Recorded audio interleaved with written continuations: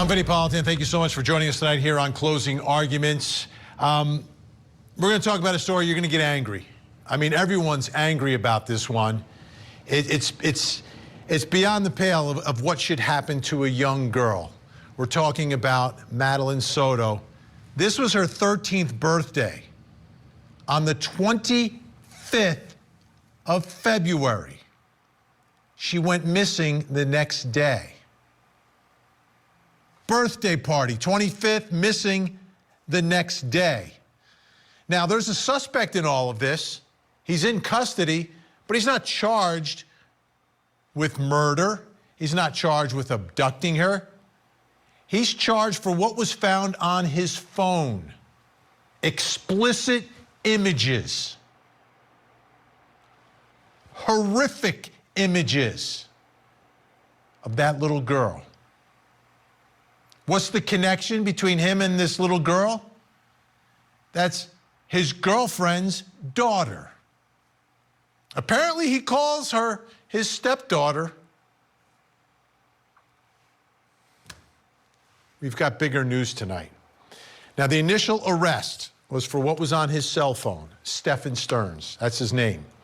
And the affidavit that was released was heavily redacted and didn't have a ton of information. It had enough that you knew what was on there was really bad.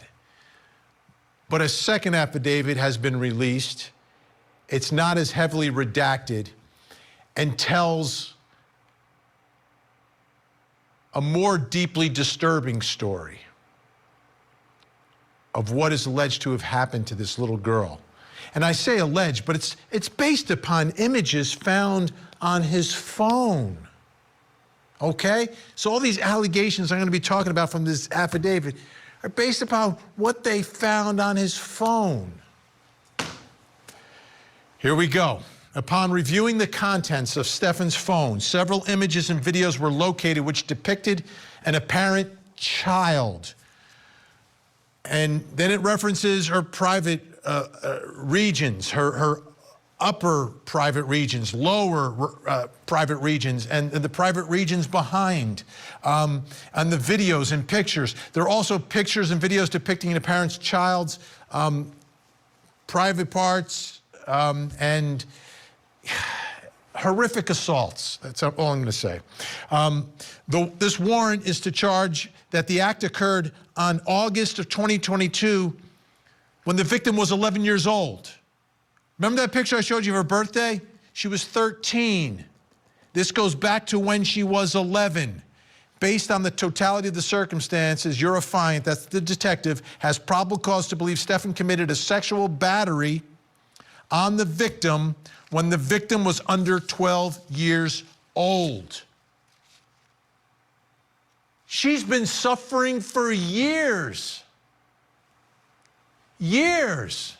This monster's been in her house. For those of you who don't know everything that's led up to where we are now, I'm going to go through the timeline for you again. Sunday, February 25th. This is when Madeline celebrates her 13th birthday. She becomes a teenager. Most teenagers want to celebrate. And it's like a great moment. Hey, I'm no longer a kid, I'm a teenager. Now knowing what she has been through, I don't even know how she could smile. Her mom wasn't there at the party because of work. And later that night, her mother claims that she spoke to Madeline for the last time after the party. Next day, Madeline seen for the last time after she's dropped off near her school. Allegedly, right? Sterns, the boyfriend, claimed to have dropped her off a little less than half a mile away at 8:40 because she was going to be embarrassed if she was dropped off at her school. Police suspect she was already dead at this time. February 28th, the search for Madeline begins. Wednesday night, February 28th, Stephan Sterns arrested on unrelated charges, not related to the disappearance or the homicide, but named a prime suspect in her murder. The charges at that time include sexual battery and possession of material, sexual performance by a child. This is sick stuff that he was recording on his phone, allegedly. right? March 1st, Madeline's body is found off of Hickory Tree Road, 17 miles away from Kissimmee in St. Cloud, 17 miles from her home. Now, let's get back to the affidavit, because this is significant as well. Remember, these images that they find on his phone after he had accidentally done a factory reset on them, by the way. That's what he told investigators. Oh, yeah, you can take a look at my phone, but I accidentally did a factory reset. They still got the information. Previously, detectives of the Orange County Sheriff's Office were executing a search warrant at Stephan's home address. This address is also where the victim, her mother, and Stephan live. They took images of the layout of the residence, okay? So there's pictures of the house. Based upon a review of the images from OCSO, execution of the search warrant at the residence, the room pictured in the images from August of 2022, these assaults on an 11-year-old girl, match the rooms in that residence. So now we know the scene of the alleged sex crimes which were on his phone, allegedly. It's the house. What about that house? What kind of house is it? It's a condo, it's an end unit, 2 floors, 4 bedrooms, 3 bathrooms, about 1,400 square feet. It's a nice little complex, but it's not a huge house, right? Two levels, 1,400 square feet. Now, what is this relationship, Stephan Sterns and this girl, this victim? The mother, okay, this is in the affidavit of the officer. The mother advised her daughter's stepfather, Stephan Sterns, picked her up from home and dropped her off at Hunters Creek Middle School. So that's what when this is still a missing persons case, that's what she says, that it's the stepfather. But they're not married. They've been together, I think, for years at this point, because we know the alleged abuse goes back years. But the mother refers to him as the stepfather. I wonder if she called him dad. Did she call him dad? Is this a cover? Is this trying to make it look like, oh, we're a normal family, nothing to see here? Or is that legitimately the way this family was functioning and operating? Now, in her interview with WFTV Orlando, the mom, Jen Soto, was asked about the last time she spoke to Madeline. Pay close attention to how she refers to Stephan Sterns in this interview. We spoke about her birthday party. She had a birthday party on Sunday. She had a great time. I couldn't make it because I was working, but she had an amazing time. She was so happy with all her gifts. I told her good night, and yeah, that was it. I wasn't the one who took her to school in the morning. That was my partner. But yeah. Refers to him as her partner, but he's the stepfather of the child. Also referred to him as his boyfriend. So they're not married. They're not married. I want to bring in a special guest in Los Angeles, board-certified forensic psychiatrist, a trial expert witness, body language expert, columnist. Dr. Carol Lieberman is with us. Dr. Carol Lieberman, a few questions here. Let's start first with, what do you think of this relationship? The mom referring to him as the stepfather, not married, together, I guess, a couple years, maybe a few years, not a long, long time. Should we read anything into that? Well, I don't know necessarily about, because she seems to call him a couple of different things. But what this is an example of, and I think it's useful to acknowledge this, that this kind of thing, okay, we don't know all the facts, but it seems like this is the kind of thing that is happening really more often than people realize, where a single mother who's alone, who's lonely, who has low self-esteem, gets targeted by a sexual perpetrator. And they look for situations like this. And sometimes the mother knows what's going on, that they're having sex, and sometimes they don't. But when they do know, they decide, some mothers actually, call the police and right away and take care of the problem. But some mothers just are in denial or turn a blind eye because they don't want to lose the relationship. So basically, they're selling their daughter out. Sometimes it happens with sons too, for that matter. They're selling them out so that they can stay in this relationship, whether it's for financial reasons or emotional reasons. But so we don't know yet what this story is with this mother. Let me ask you this. Is it possible that the victim, Madeline, in this case, this goes back to at least August of 2022 is what investigators believe. Is it possible that she wouldn't tell her mom, or there wouldn't be obvious signs to a mother that this is happening in this house? Well, going on for 2 years, 11 to 13, at least that's where the pictures come from, and being in the same house, it seems very unlikely that she wouldn't have seen clues. The daughter may not have told her, and that's, there are all these psychological deep reasons for things. Like sometimes, children do tell right away, or sometimes they tell eventually because they want it to stop. But sometimes they're afraid, they're ashamed, they blame themselves. And sometimes they recognize that the mother wants to stay with the man, so they, don't want to ruin things. Sometimes they don't want to ruin the financial situation. So, you would think, of course, they have 4 bedrooms, so that maybe made it a little harder, but you would think that she would have walked in on them at some time, which makes the birthday situation very curious. They didn't have the party on her birthday, so why would they pick a day when the mother wouldn't be there? Did the boyfriend pick the date because he wanted to be alone with her after her party? There are so many intriguing things that we still have to see. That are unusual, that don't necessarily make sense. Like, none of this actually makes sense. I want to take a look at Stephan Sterns. He did an interview the night after Madeline disappeared, which is also the day before he was arrested. Again, this is from WFTV in Orlando. We have that video. Let's watch it together. I dropped her off. Everything looked fine when I drove away. It's the last time we saw her. What were the conversations that y'all had in the car when you dropped her off? Not much. She was asleep for most of the way. Told her have a good day at school when she got out. I love her. I said thanks, love you too. That was it. And so where do you think she could possibly be? This isn't, as I was told, this isn't normal behavior. This is not normal behavior. She's not the type that would just run off. We don't know where she can be. And we're scared. We just want her home.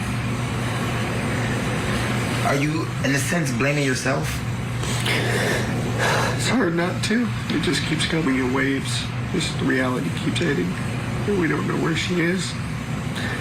We don't know if she's safe. We're just scared. We just want her home.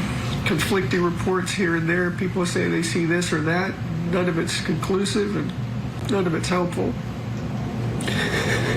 We just want our baby girl back. Dr. Carol Lieberman, your thoughts? In some ways, it's convincing, a good performance. And in other ways, it's overacting. But I saw an interview of him where he talked about how he blamed himself because he didn't walk her up to the door of the school, and that he should have done that, because he was thinking, or he was trying to pretend that somebody took her in between the time that he dropped her off and the time that she actually entered the school. Of course, we know she didn't enter the school, but it just oozes with psychopathy. I'll tell you that. Let's take a look now at Jen Soto. She did an interview. She had a message for the viewers that were watching. Again, this is when her daughter's missing. This is from WFTV. Let's take a look at her response. We are desperate for any answers, anything that you could do to help. I'm here for it. Just please, if If you see my daughter, just please bring her home. I just hope you're okay, Maddie. I hope you're safe. I hope you're not hurt. I just hope she's okay. Dr. Carol Lieberman, what are you seeing and hearing from Mom there? Well, that also doesn't really ring true, but it does seem like she is, she is very sad, that she is scared and sad, although by then she probably knew that her daughter was dead. But so it's not as phony as his, but I mean, it's more quietly phony, because there's some real emotion of being upset about what could have happened to her. Dr. Carol Lieberman, great to have you with us tonight. Great insight. Appreciate your time. I know it's valuable, and I know we'll be speaking again. Thank you so much. Thank you.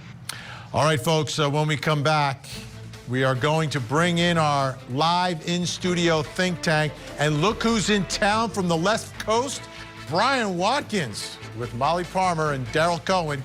That's next.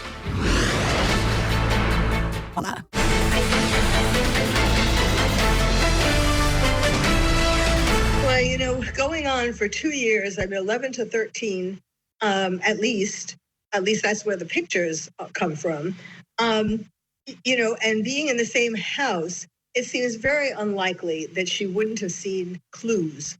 The daughter may not have told her, and that's, there are all these psychological deep reasons for things. Like sometimes, children do tell right away, or sometimes they tell eventually, because they want it to stop.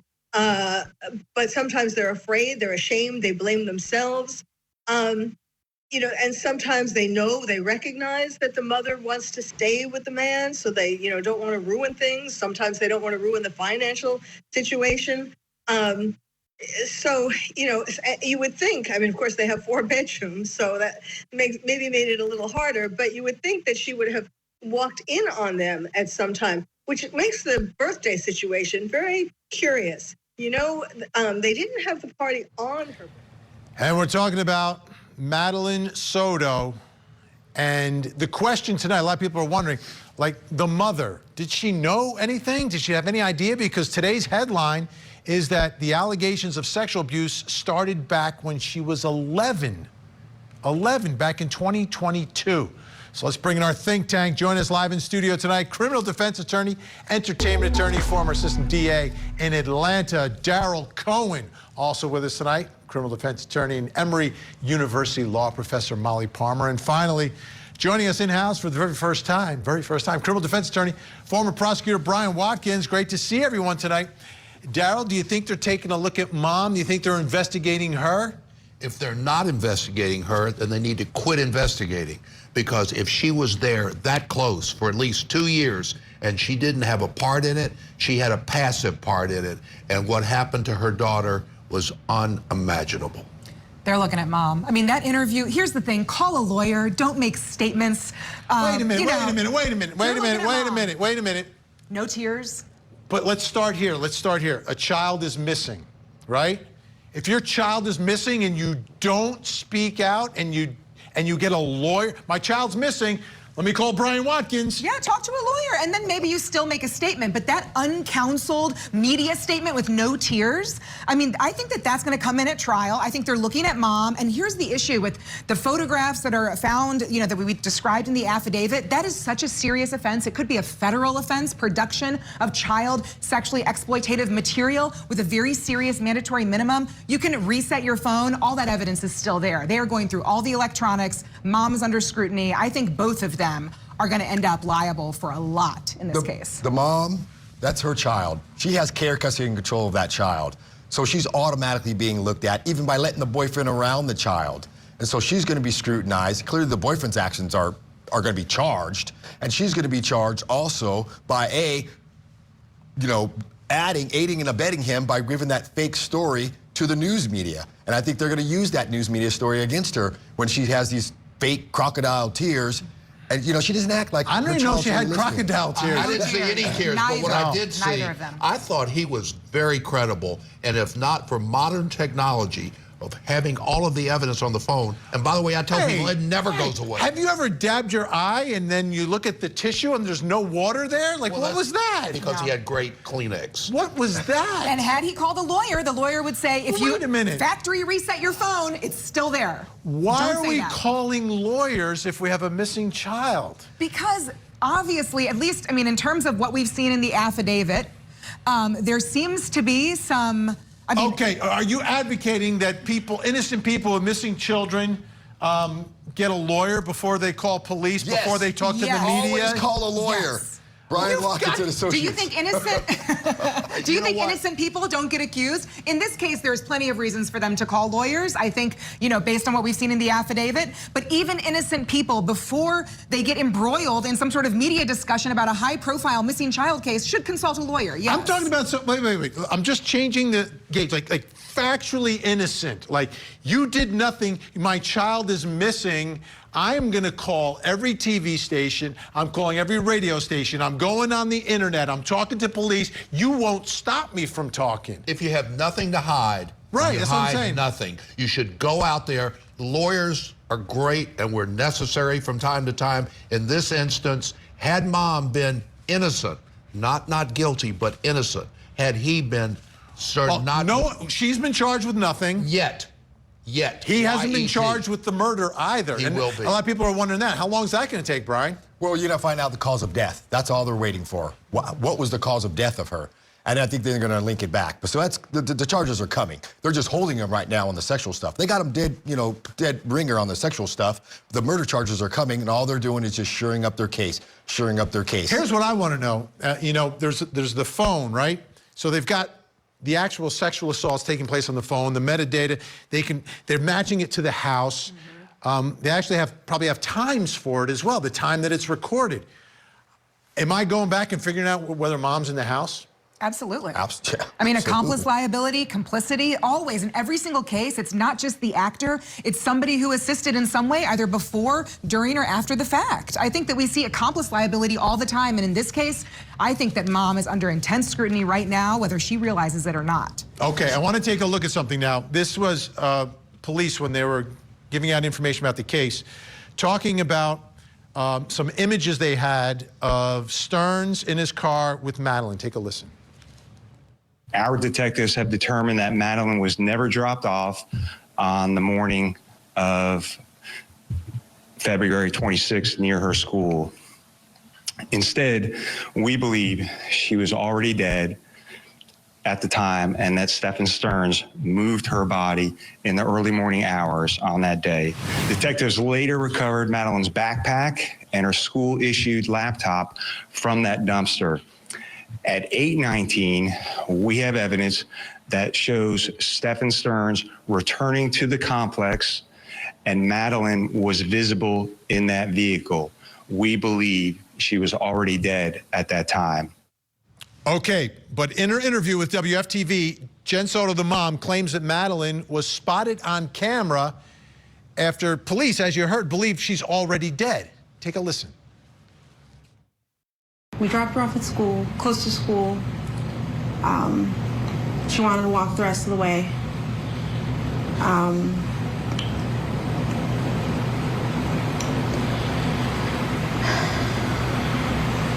not sure what I'm allowed to share. You can share whatever you feel comfortable sharing. I know you had conversations with detectives. Not sure what that conversation is, but whichever you feel comfortable sharing, that we'll put the awareness out there. Yeah, she was spotted walking by the church, by the middle school, on the cameras. They saw her hang out in the parking lot for a little bit and then get up and leave. They didn't see a vehicle or anything else. They just saw her walk away around 9 a.m., heading towards the school, but she never made it. I'm confused. It seems she's getting that information from detectives, but they say that she's dead at 8:19, but they're telling her that they have video of her walking around at the church. You know, the problem, if you lie, you have to remember what you said, and she's not doing a very good job of remembering what she said. The detectives here are doing a good job and a bad job. You know why they did a bad job? They arrested him for the child the stuff that's on his phone. They never should have done that. Why should they never have done that? Don't tell them that they have that information. Bring him in, question him. Now he's all lawyered up. Now they're never going to talk to him about her, her missing, her whereabouts. What he did that day. What did you do to drop her off? Don't charge him. Hey, we want to bring you in. We want to talk to you about where she was. I'm gonna rehearse what happened when you dropped her off. Rehearse what happened when you dropped her off, and just give him enough rope and let him hang himself. Then hit him with all the charges. So disagree. He could have left. If he is arrested, he goes nowhere other than behind bars. And had you done what you wanted him to do, he could have left. This is not a classy guy. He may not have been able to get far, but he may have gotten Then away. if he leaves, you definitely know he did it. Consciousness of guilt. Flight. We got him. You got him before don't let him fly. I mean, at the end of the day, this interview, I think it makes both of them seem as though they have no credibility. And that's a major we have to issue. remember, this is the point where there's a missing child. Right. And she's putting out information that her daughter was seen walking. She also said we dropped her off. Yep. She didn't. And she later said, and why is she saying we? Why is she saying any of this? I mean, this is going to be introduced by the prosecution at their trials, and it's going to sink them. And this is exactly So you why. believe Mom might be on the hook here? There's think so. agreement across the board here? No, I don't think Absolutely. she might be on the hook. I think she is on the hook. All right. Hook, line, and sinker. Think Tank with us the whole hour. Up next. Her 5-year-old daughter was shot, and Robin Howington was not cooperating with police, so the officer goes ballistic in the interrogation room. We have the video.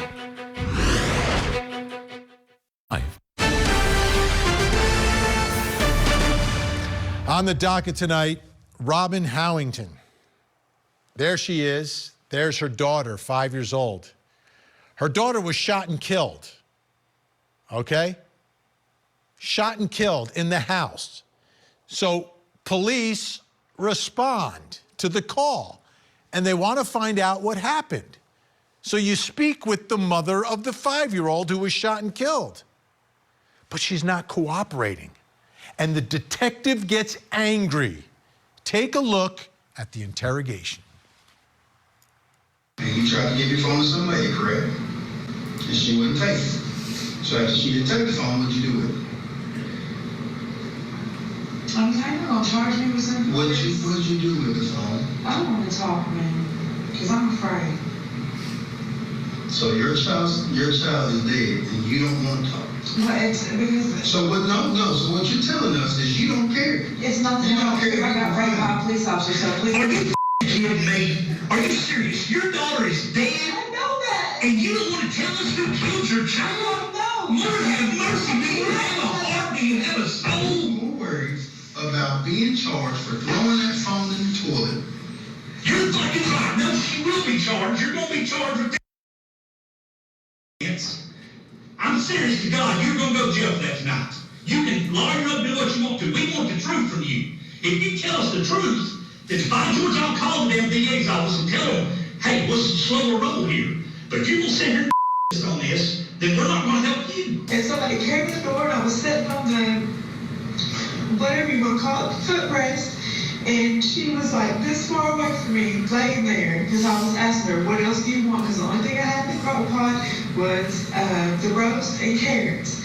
And I let them choose what they want to eat because her dad is a vegan, and so she's somewhat picky about what she eats. And I didn't even hear the door open because it was just a screen door. I had the other door still open because my purse was in the car still because I had to carry because he didn't have shoes on. So whoever, all thing I seen was a black dude come in, and I heard a gunshot, and then I looked at my baby, and then I look at him, and his eyes got big as I don't know what. Like, I feel like it was meant for me. She was straight up with you. I feel like it's her dad, and I feel like you don't want to tell us that. I feel like he's pissed off about all this stuff that's going on. You won't let him see her. She's scared of him. I feel like he came in there, pissed off, and he did, and you scared to say something because you know it's going to be the same thing that's been going down in the past. I feel like this is exactly what's hitting you. You don't want to say it because you're scared. I think you're true. I think he's hitting that on the head. I don't think he intended to kill the little girl. I think he was going to shoot and scare the hell out of you. And that's why you said, he said, oh, I've shot my That's why baby. he got that. I'm telling you, I'm not. You're right. Okay, you're right. Okay. All right. See, you can tell me. I listened in my heart the whole time. You gotta tell me. Listen. No, Listen to me. Listen. She is your baby. She is your baby. We don't. If he's evil enough to do something like this, we don't care about him right now. Something's gotta be. Something's happened. All right. Did you accidentally shoot your child? Well, then what happened? No, again.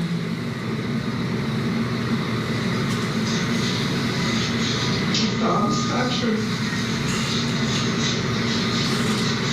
Baby, Tom was there.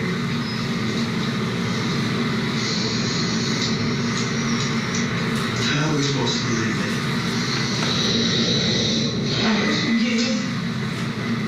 Why would you not say that initially? Because it's my baby. I don't know what's You're going gonna charge 2-year-old babies, so somebody gonna charge 2. You think we're gonna charge a 2-year-old? No, but I mean, How would get a hold of the gun if it's in the closet? because he's messy. Unbelievable. Trial's continuing Thursday. You'll see it here on Court TV. Wow, the story changed 3 or 4 times. And she's pointing a finger at her 2-year-old at the end. This is unreal. Let's bring back in our think tank. Daryl Cohen, Molly Palmer, Brian Watkins with us. I think we just saw good cop, bad cop. Good cop, bad cop. Excellent display of that. Yeah. The one cop played good cop and bad cop at the same time. He went from all like this, as a southpaw, I might add, to laid back and behind, you know, so, yeah, I mean, well done. Again, Here's what she's claiming, Molly. You ready? I'm ready. Do you know what she's claiming? Like 7 different things? No. She's claiming she was scared to be in the room with 2 male cops because she has PTSD from the time that she was raped by a police officer. Yes, I know. She claimed lots of things. I mean, here, can we just... You have the right to remain silent. Anything you say can and will be held against you in the court of law. I don't know how many times people can hear that and then actually understand it. But in this situation, I mean, it's a terrible statement. What It happens is when her terrible. 2-year-old grows up and says, "Mommy, you try to rat me out for something I didn't do? You try to pin something on me?" That's unreal, Her right? Put it relationship on a is 2-year-old. ruined. Put it on a 2-year-old? I mean, and her own son. I mean, good cop, bad cop is effective, but it's not, I mean, these guys, they're kind of, it's Knoxville justice, right? She just caved, she pivoted, she changed her story. What do you mean it's Knoxville justice? You What do know, you mean? well, you know, I think that, you know, I'm used to like FBI interrogations where it's really sophisticated and a lot of times you don't really realize that they're setting a trap. In this interrogation, we watched this woman just change her story 3 times and then she says she tried to get rid of her phone because she was selling drugs. Don't use admitting to another crime to help you out to avoid another crime, okay? General advice, free legal advice, okay? This woman was a criminal waiting to be apprehended. Just waiting, please, apprehend me, get me, and blaming it on her 2-year-old, that works every time. So now we're at trial, Ryan, and it seems the defense is that it was an accident. Now it's an accident. The problem with that is she's lost all credibility because not only did she see different stories, which she could explain, I was scared, I didn't know what to say, but her stories were very intricate. Those were very intricate lies. It wasn't just a one-statement lie. And now we're saying, wow, you're a liar because you told one story. Not only did you tell a story, but it's very intricate, it's very detailed. And then you flipped and told another very detailed story. So now you're on the stand, you can't explain yourself because we're not gonna believe anything that you say because we know that you tell very detailed and explicit lies. Remember, when you tell the truth, you don't have to remember what you said. But when you lie, you have to lie again to cover up your previous lie. And oh, wait a minute, did I tell the truth? Well, she was making a lot of turns there. She was going from some other guy did it, my ex did it, the 2-year-old did it. Yeah, how about if you keep your mouth shut, you don't have to remember what you said either? How about if you invoke your right to remain silent and call a lawyer? Okay. You can't do that when your child's dead. Right, it's your child has been shot. You can't do it. So how would it play out that way? Okay, let's play out this scenario.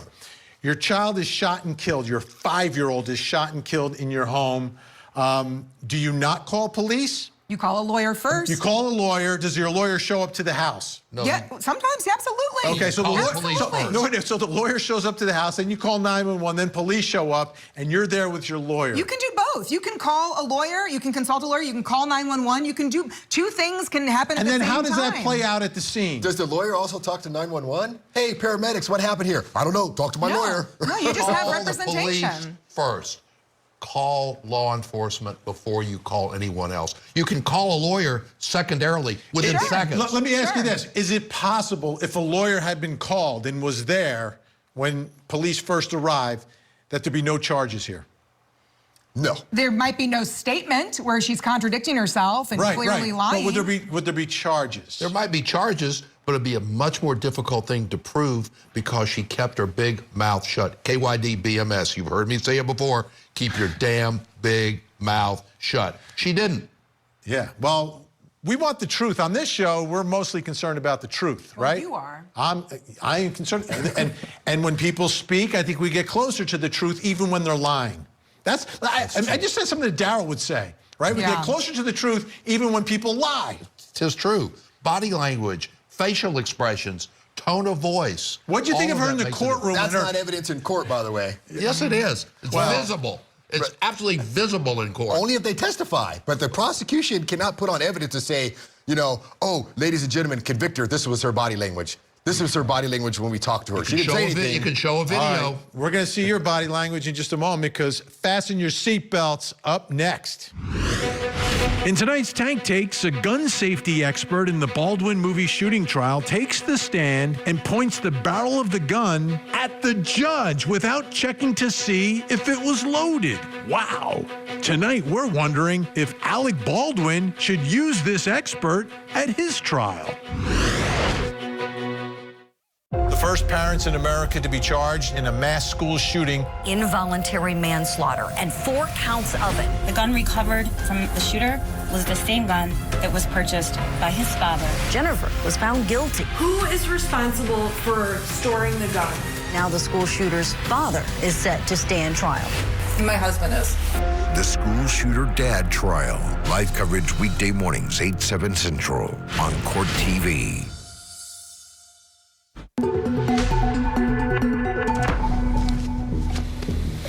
Welcome back. Time for tonight's Tank Takes, where we take a look at the world of crime and justice and some stories that we really can't put them in the rest of the show. Although sometimes this first one we might be able to. First story tonight, I'm calling it, Isn't It Ironic? And you may have seen this, folks. During the trial of Hannah Gutierrez, the Alec Baldwin shooting trial, the gun safety expert, points the barrel of the gun at the judge. And the deputy's got to save the day. And he pulled it out of the bag and didn't even clear it to make sure it wasn't loaded. He just grabs it and starts playing around with it. This is insanity. Okay, so here's the question. Should Alec Baldwin call this expert at his trial? Think Tank still with us. Brian Watkins, Molly Palmer, Darryl Cohen. Well, first of all, I want to know why he was wearing a tie with Georgia Tech colors. That makes me suspect. Second of all, he says he's a gun expert, not an expert on safety, but an expert knowing how a gun might or might not fire. It was a bit of a disaster. And I know, given your sentiments and feelings about Alec Baldwin, I'm sure you would love to have the same type of thing go down at Alec's Let me trial. explain this. Maybe Brian Watkins will be with me on this. This is my theory. Okay. If you bring in this expert, right, Alec Baldwin, he will prove that it's not breaking safety protocols by pointing the barrel of the gun at people, like a judge. It's not a problem. Did that work for Hannah? Let's not forget, these are prop guns that you're using on a set, and they're made to do what? Point at people and pull the trigger. That's what a gun is for. So no one thinks Alec Baldwin's going to be convicted? I think the charges should be dropped immediately. If the DA's office does what they should do, Alec Baldwin did exactly what he should have done. So the person who loaded the gun gets convicted. The person who took the gun from Hannah and handed it to Alec gets convicted. But Alec, who squeezed the trigger, he walks. How many of our actors have ever done that, having been shot and killed before? See, he's an actor. That's why. That's why. Okay. Next story tonight. I'm calling this one Throwing Hands and Bands. A strip club patron, I don't know if there's a special, they're not Johns, right? No, just strip club patron, got walloped in the face with a small stack of bills being held by a stripper. And she was angry because he was not giving any money. She said to the officers, this is a place where money is thrown everywhere. And he told cops that he was talking to employees about his career and acknowledged that the women were upset that he didn't provide any tips. She got really upset and whacked him with the money and then slapped him. So here's my question. Like, this guy's not giving any tips. Daryl, how much do you tip? Well, my tip is don't wear spaghetti straps if you're a dancer. By the way, they're not strippers, they're dancers. Dancers, okay. I It's a have dance never club. tipped in a dance club because I don't You go don't to tip dance- either? Free this woman. Free justice for this dancer. Hey, I make it rain every I time know, I'm in me there.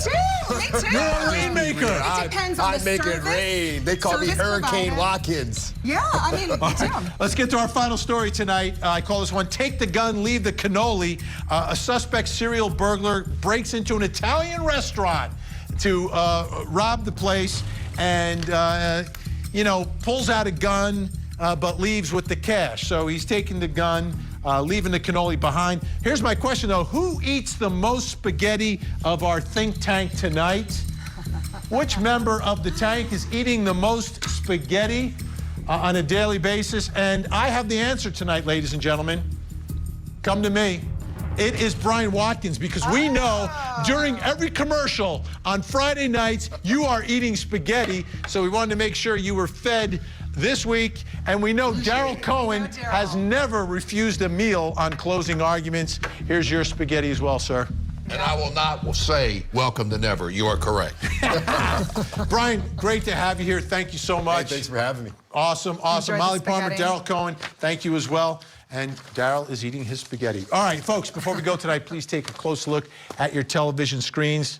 This is Christian Spencer, just 17 years old, missing from Worcester, Massachusetts since February 20th. May still be in the local area, may be in Boston, could be in Framingham, could be his ears are pierced and both of his nostrils pierced. Goes by the nickname Chris. If you see him, call the Worcester Police Department. Numbers on the screen, 911 or 1-800-THE-LOST. I'm Vinnie Politan. Thank you for watching. Have a great night, and please don't forget to hug the kids.